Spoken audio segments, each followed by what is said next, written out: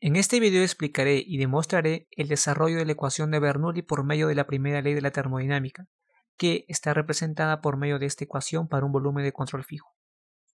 Si quieres ver el desarrollo de la ecuación de la primera ley de la termodinámica, te dejo el link en la descripción. Sigamos.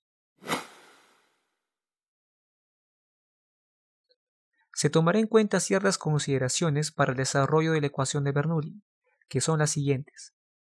Primero, el flujo debe ser incompresible, por lo tanto, su densidad no debe variar a lo largo del flujo, por lo que el fluido será un líquido.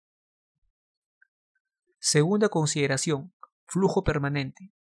Esto quiere decir que las propiedades del flujo que entra en el volumen de control son propiedades invariables en el tiempo. Por lo tanto, el término matemático que es la derivada parcial respecto del tiempo de la triple integral del volumen de control de una propiedad que en este caso sería la energía específica del flujo, no varía en el tiempo. Por lo tanto, esta expresión sería igual a cero. Otra forma de presentar el flujo permanente es con un flujo másico constante. Esto quiere decir que la cantidad de volumen o masa que entra y sale del volumen de control son iguales. Tercera consideración, fluido no viscoso. Si el fluido no es viscoso, entonces no se ejercerán fuerzas viscosas ni habrá un tensor de esfuerzos viscosos a través del flujo por parte del fluido. El flujo del fluido no viscoso no adopta un perfil de velocidad como se ve aquí en imagen, que se puede considerar como un perfil de velocidad parabólico. Cuarta consideración, flujo unidimensional. La velocidad de un flujo unidimensional depende únicamente de una sola variable espacial, y el perfil de velocidades de este flujo no varía en el tiempo. Además, las velocidades de cada línea de corriente son paralelas. Por lo tanto, se puede decir que el fluido se mueve paralelo en una sola sección en el área transversal del volumen de control. Quinta consideración, flujo sin fricción. No existe fuerzas opuestas al flujo o en el mismo sentido que podría restar o adicionar energía al fluido. De la ecuación de la primera ley de la termodinámica se elimina la derivada parcial debido a la consideración de flujo permanente, por lo que la ecuación se simplifica. Se muestra el perfil de un fluido no viscoso, incompresible y con un flujo unidimensional que atraviesa el volumen de control. Todo esto de acuerdo a las consideraciones ya mencionadas. En la entrada del volumen de control, el vector normal de la superficie de entrada forma un ángulo de 180 grados con el vector velocidad y en la salida el vector normal y el vector velocidad forman un ángulo de 0 grados, por lo que el producto escalar de estos dos vectores es negativo en la entrada del volumen de control y positivo en la salida. Entonces, la ecuación se expresa de esta forma, en la cual se observa que la integral de superficie en la entrada es negativa y en la salida es positivo. El producto de la densidad, velocidad y el diferencial de área es igual a un diferencial de flujo másico.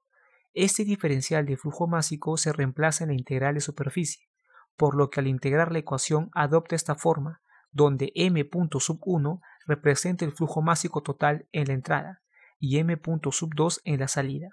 Pero como el flujo es permanente, esto quiere decir que el flujo másico en la entrada y salida no varía, sino se conserva, por lo tanto la nueva ecuación resulta de esta forma.